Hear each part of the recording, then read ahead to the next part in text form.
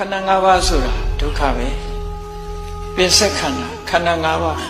အဲ့ဒီခန္ဓာ၅ပါးကိုဘုန်းကြီးတို့တွေဘယ်လိုထင်နေတုံးဆိုငါလို့ထင်တယ်ငါဟာလို့ထင်ကိုရထားတဲ့ခန္ဓာ၅ပါးကိုကိုယ့်အကိုစဉ်းစားကြည့်လောကလူတွေတမန်အားဖြင့်ကြည့်မယ်ဆိုရင်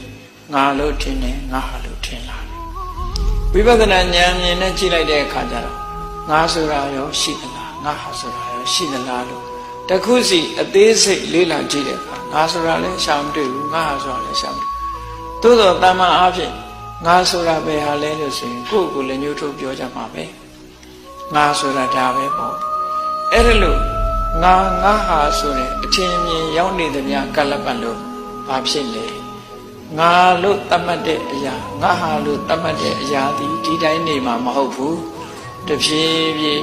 အနိစ္စသဘောအရမတည်မြဲလို့ပြောင်းလဲလာမယ်အဆိုးဘက်ကိုရိုင်းလာမယ်အညထဘာဝတစ်မျိုးတစ်ပုံပြောင်းသွားပြီးဆိုလိုက်တာနဲ့တပြိုင်တည်းခန္ဓာ၅ပါးကိုငါလို့ထင်ထားတဲ့ပုဂ္ဂိုလ်တယောက်ဟာဘာဖြစ်လာတော့ဆိုတောကတဲ့ပရိဒေဝဒုက္ခဒေါမနတာဒါတွေဝင်လာတာပဲသိချင်ငါမှဖြစ်ရလေခြင်းငါဟာမှဖြစ်ရလေခြင်းနဲ့တွားတော့တာပဲလေဘာလို့တော့ဆိုသူကငါလို့ထင်ထားတာကိုမျက်စိကိုငါလို့ထင်တယ်အေးမျက်စိပြတ်ဖို့ကြုံလာပြီဆိုလို့ရှိရင်တော့ငါလို့ထင်ထားတဲ့မျက်စိသို့မဟုတ်ငါမျက်စိငါဟာလို့ထင်ထားတယ်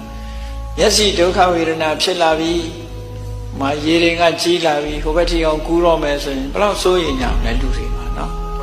ကူးလို့မရတော့ဘူးဆိုတဲ့လူတွေဘယ်လောက်တန်ဟိုတောကဖြစ်လိုက်ဘာဖြစ်လို့ဒီလိုဖြစ်ရတာတော့ဆို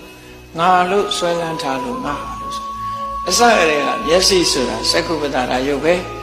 ဒီဟာသူ့အကြောင်းကြောင့်သူဖြစ်နေတာ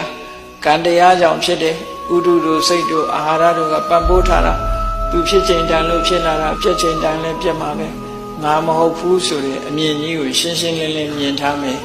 ငါဟာမဟုတ်ဘူးဆိုတဲ့အမြင်ကိုရှင်းရှင်းလင်းလင်းကြီးမြင်ထားမယ်ဝိပဿနာဉာဏ်နဲ့အဲ့ဒါလို့မြင်ထားမယ်ဆိုလို့ရှိရင်